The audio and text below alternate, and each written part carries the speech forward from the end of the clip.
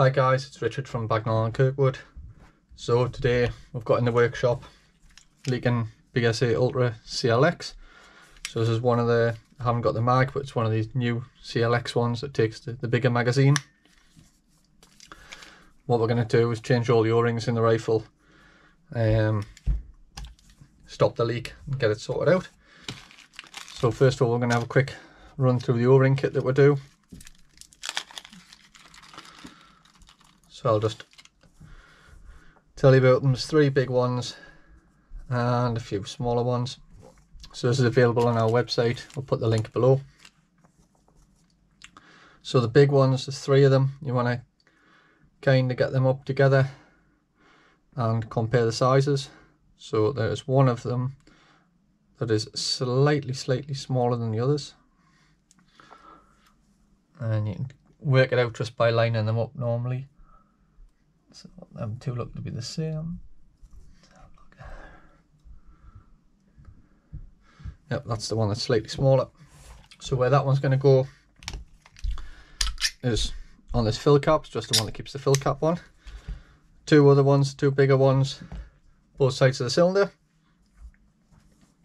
You've then got these metal washers. So the bigger one underneath here at the bottom, the 2 smaller ones on the inside of that. Then you've got 2 that are the same size, smallish ones there. Barrel, but we're not going to take the barrel out, we'll talk about that in a bit. Then you've got here, I forget them all anyway, you've got breech seal on the pellet probe, that one there for sure. Tiny, smallest one is the main valve, the inside of the main valve. Big fat one, pressure gauge, and then 2 of these go onto the outside of the main valve. And I've got 1 more, and must be inside of there, but we'll start going through it and we'll take a look. So first thing you want to do, make sure the rifle is completely empty. This one is. I'll take the dust cap off the end there just for the sake of it. And what we're now going to do is we want to remove the whole cylinder. So you've got below here, this one's already been taken out, but an anti-tamper, just a cover and plug. And then below that, I'm going to try and size up all these tools because that's something that people were asking for. There is a 4mm Allen head key. So let's pull that out.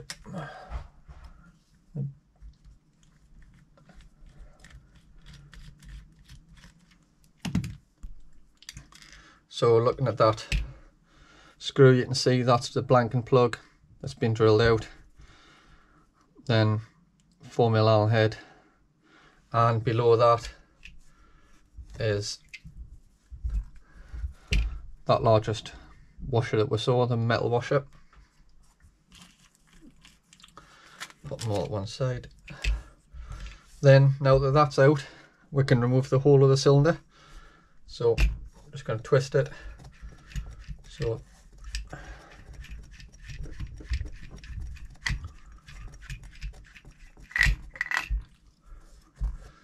the rifle aside.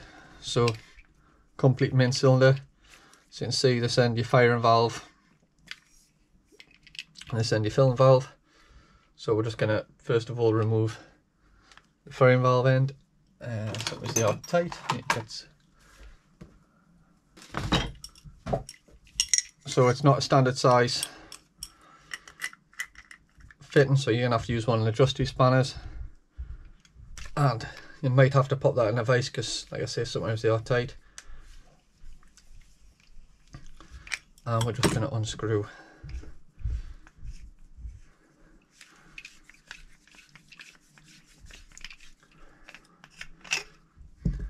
that's it. So similarly on the other end, we're going to take off the filler valve. What I'm going to do here is I'm just going to use a bar that I've got, fits good size inside of the film valve hole.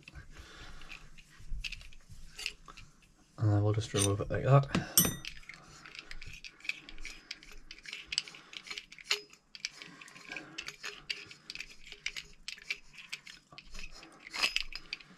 That's it. So the cylinder there, pop that away to one side. So we'll have a look at the firing valve first. And I'm going to bring down the key to take that apart as well. It's a 5mm Allen key to take the valve out the middle. Pop that in.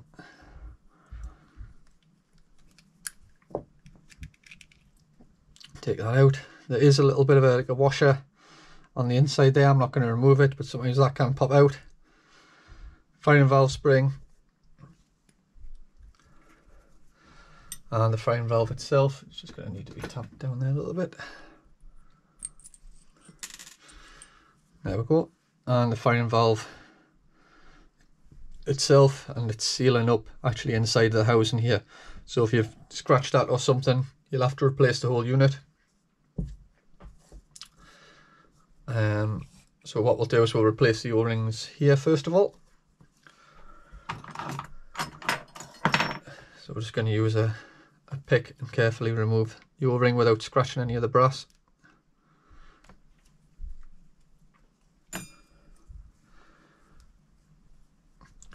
And that's one of those bigger ones. Actually, we're going to actually before we do that, we're just going to take them all off. We're going to give it a bit of a clean.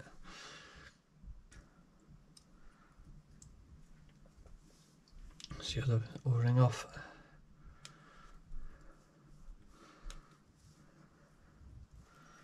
That's the O-rings off. So this is very common to see the sort of like green starting on the brass, but while we've got it apart, we'll get that off.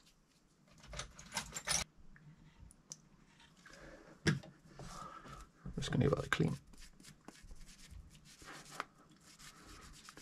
Just stops that corrosion building up anymore.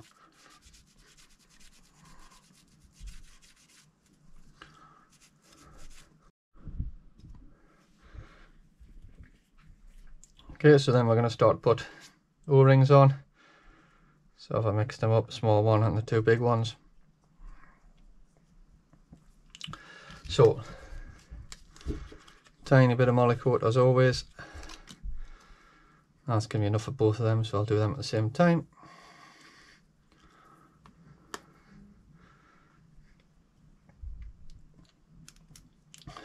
Big one around the valve.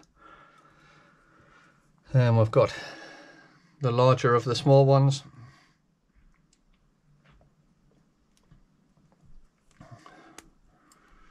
Let's go over that first bit and into the second bit if I remember correctly. Liked it going there, but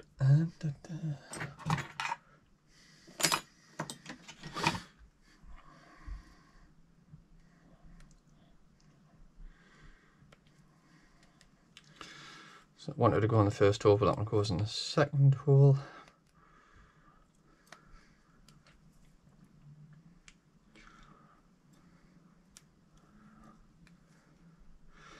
There we go, and then the smaller of the two, it's that one there. Again, I've just got enough molykote there.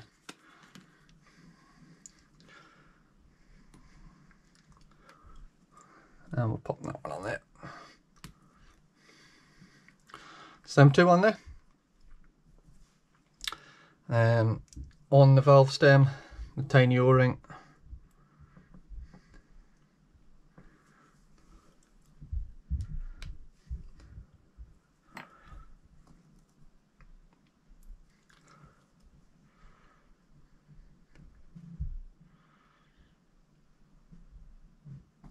That's it. Go. Drop the valve stem back in, valve spring and the cup. And this is a bit tricky to put back in, but kind of force it down a bit.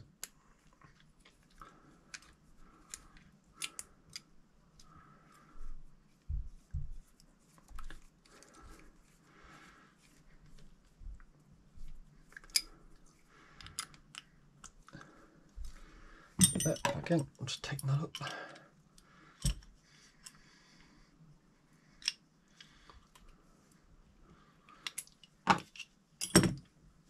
Main valve done. Now we're going to have a look at filler end assembly. So I'm just going to use a drift. You could use anything you want really. I'm just going to push that through there. That's just a pin across, and then hold your finger there so that spring doesn't go flying. Got the drift out the end. Then we've got the spring guide, inlet valve moulding. So if it's leaking back out after you filled it, it's leaking back out this hole. That's what I would be saying to replace. Got those as a spare, of course. And that's everything there. Then we need to just get a screwdriver. Not the best one, but it'll do. So you've got these two screws on the side.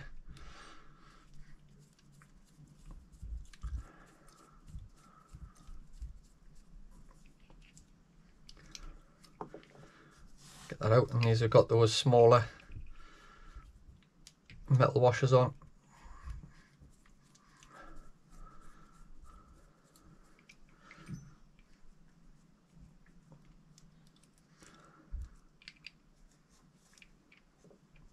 So we'll get rid of those two because we've got the new ones.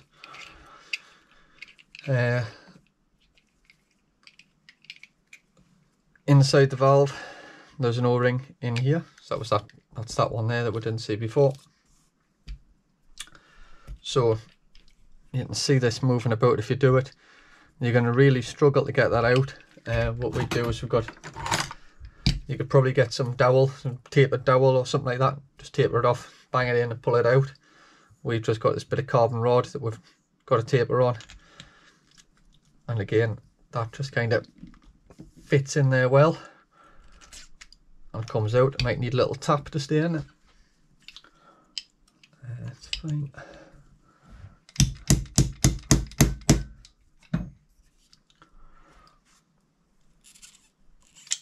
There we go. So we've got that bit out. In the bottom of their filter, and I see there's quite a lot, just bits of dirt and grime and O-ring and all sorts in there, so that'll be getting cleaned out in a second. We might as well take these two O-rings off the outside as well while we're on.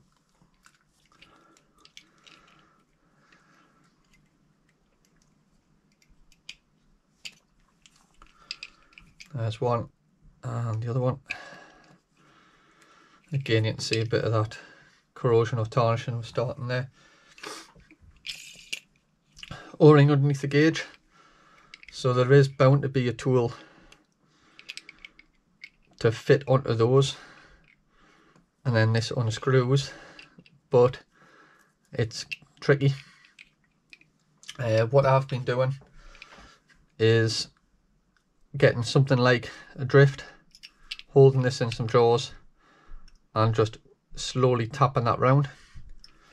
So I've got some small jaws and hopefully we can show you how that works. Bit of soft rubber just to protect it there. I'm staying off the threads as well.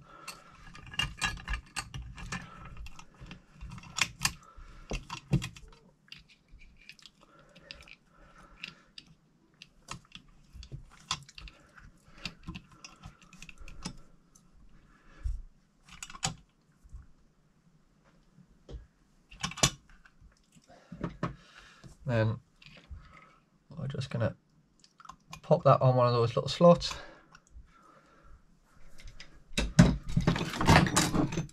And just ever so gently move that round. I can see it's already started to move. Just going to tap around a bit more. Oh, yeah, I got. So these aren't held on hard, and in fact it already will unscrew by hand. So you have to kind of hold on to the brass bit on the inside. You kind of just hold on to the cover bit.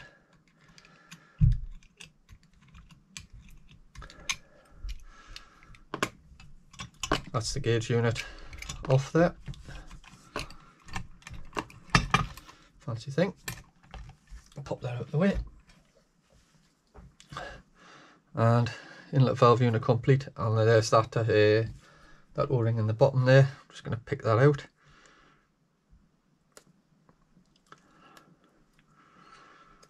Oh, almost lost it. So this one's the fat one. So again, I'm just going to give it a bit of a clean up. There's a bit, get that green off as much as best we can. So there we go, a little bit better there. And we'll pop the O-rings on. So the fattest one again, the one we lubed up earlier, that's going on the thread side. So pop that all the way on. The thinner of the three big ones just holds that cap on. That one's going over there. No need to lube that one. It's just a push fit, and then you just check that you've got that right. If you want nice push, positive fit there. I'm going to do the fat one, so we need again a little bit of molly.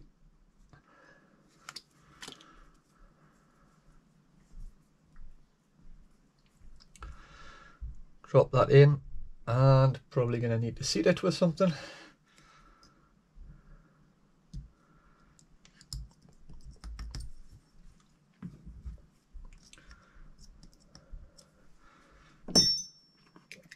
Down in there. Pop the gauge back on.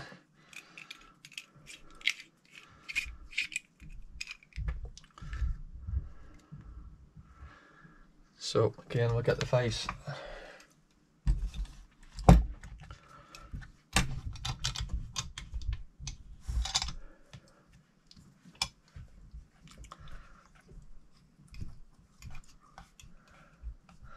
And we're just going to tap that one round.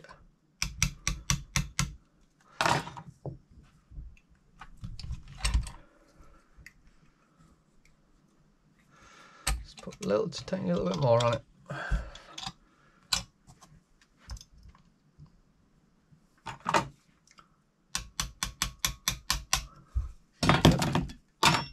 Doesn't need to be super tight. Oh, that's the grip. Next we'll put the small screws back on. So we'll take one new small dowties, put them on there. There's going to pop back into here.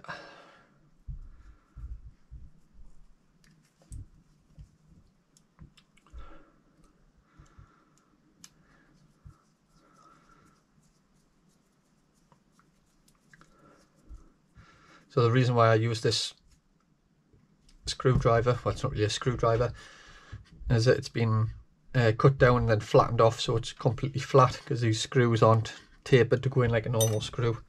So it just makes it a little bit easier. You'll get away with a screwdriver, but just the amount we're doing just makes sense.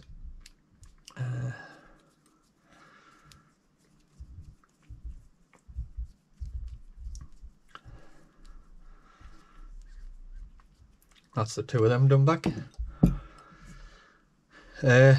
This brass bit. So again, to take this O-ring off, I need a sharp pick. This is like a crush to fit O-ring. You can see already it's a little bit from where it's been put on originally.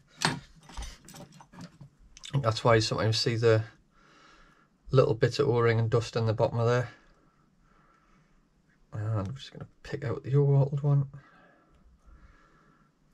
Again, being careful not to scratch anything, just getting it on. It's the old one out there. And the new one, we're just going to lube it up.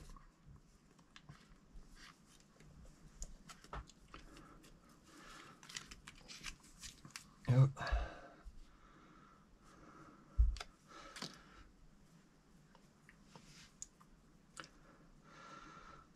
I like to put a little bit more lube on this one than normal, because it is that crush to fit. So it just helps that tiny little bit. There we go. And seat it into place. But you're going to have to get it down. And you can tell when it's seated because you can see a hole through here. And it sits. So we just need something bigger. What I do is turn the non-tapered side of that piece of carbon. I'm just going to kind of push it in. It might need tapped in fact.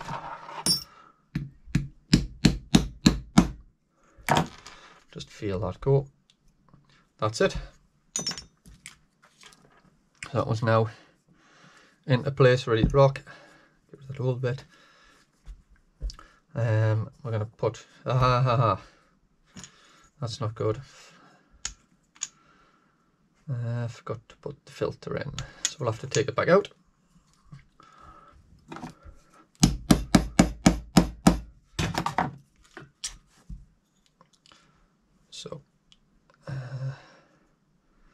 So I forgot to put the filter in.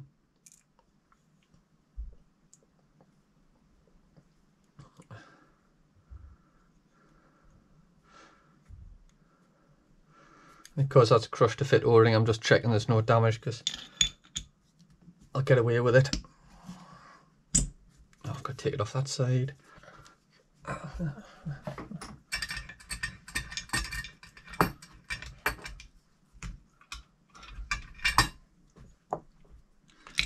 Pop that in there.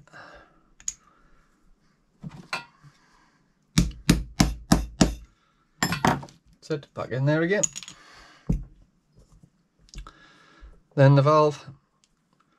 So inlet valve moulding, this side goes down, sits up against the spring like that. Just drop them in. Then the washer.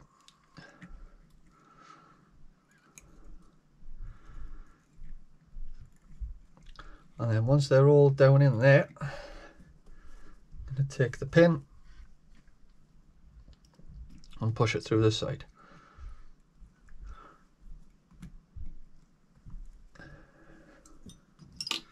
So once it's kind of halfway, just, I've gone too far to reseat that washer. There we go, washer seated there. Pop that in and then guide it through the end and just make sure that it's not protruding at all. Sit there, sorted. So that's what we're done pretty much. As you can see, we've only got a few O-rings left. So these two are the barrel O-rings, so we're not going to replace them, and I don't recommend you replace them either unless you're having some issue with the barrel for some reason. I can't imagine that they would need replaced for a long time on one of these because it's going to be really tight fitting, and the reason being, after we've taken this out, that barrel is held in with the transfer port. So because of this monoblock design, the only way to get that transfer port out, it's been tapped in. So it's basically a brass cylinder that's slightly oversized at one side, probably caliber specific. In fact, it is definitely caliber specific. And then they've taken it, put the barrel in, lined the barrel up. There's obviously a hole coming up through the barrel, and they've just put that in, put a tool in, and tapped it into place. So you're going to really struggle to get that out. Really struggle to get it out. Definitely going to damage it for sure.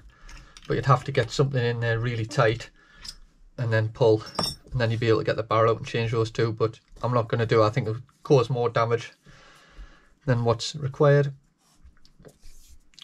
So done the cylinder basically. Put the ends back on. So you've got the right at this end, that's usually towards the back. We put towards the front if you want, doesn't make any difference.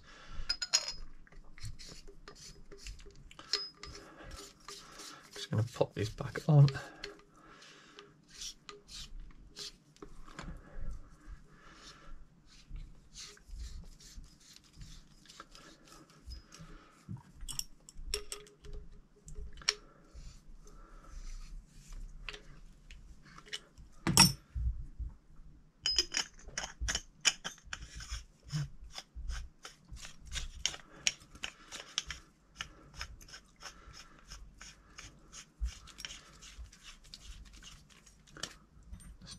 use the bar to tighten it up. That's it. So what I like to do is, because this will hold pressure when it's not in the rifle, I like to go and fill this now, make sure it's holding air, because if it's not, it's a lot easier to find out where the issue is coming from when it's off the rifle, and it rules something out that can be the issue. So the common leak points we've came across, these screws there, here and out there, that's it, straightforward. So I'm going to go and fill this up, make sure everything's okay with it, and I'll be back in a minute.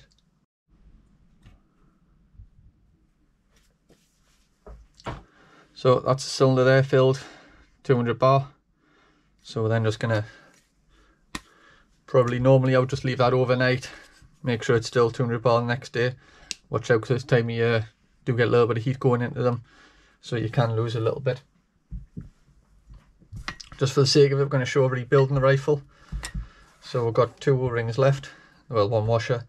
That one's the one that goes under the bottom that we removed earlier, and this one is the pellet probe O-ring. So if we cock the rifle, well, half cock it, we can see that O-ring there that we're going to change. So this one can be quite a loss of power if this gets damaged, so we're just going to use a pick or something sharp. I've got customers that cut these off with a knife, it's easier, but I'm just going to very, very carefully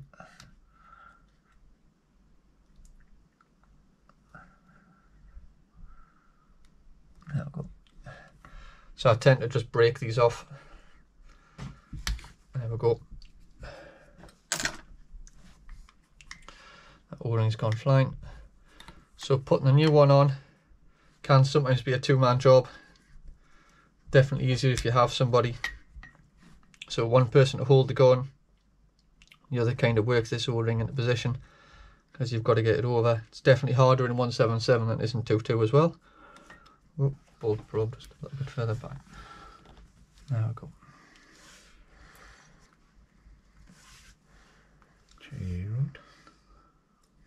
It's just doing its thing.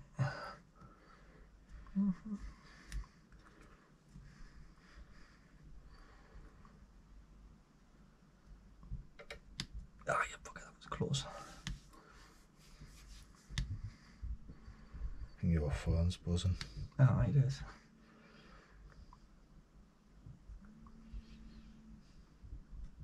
There we go, that's it. And slowly go forward. That's it. Sorted.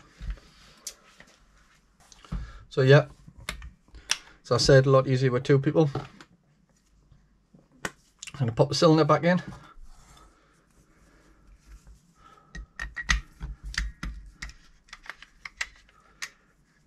So you do have to kind of push down and screw in rather than just screw in.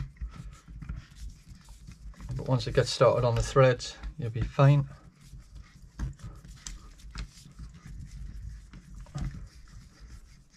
That's it.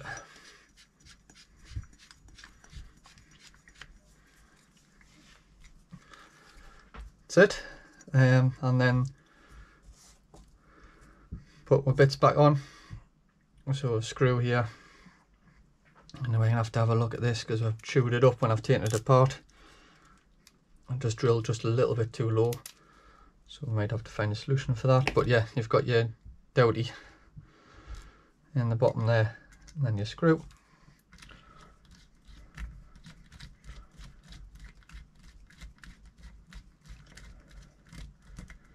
Yeah, we're going to find a solution for that one.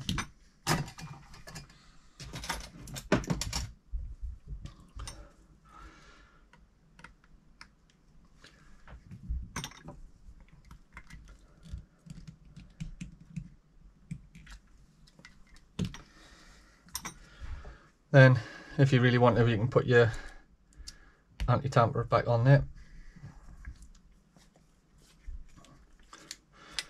And that's it all sorted. So, oh, cap back on as well.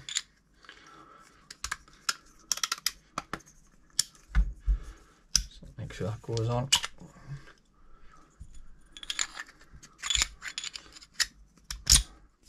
That's it. cap back on there and fill it up. So that's it sorted. Ultra CLX, not too much to them, quite a simple gun to repair in all honesty. The leaks straightforward. I hope this one's given you the confidence to tackle your own Ultra if you've got one yourself. As always, put the link below to the parts. I've got the O-rings in and the valve moulding if you need that for the inlet. We're probably going to have most of these common parts in stock very soon anyway.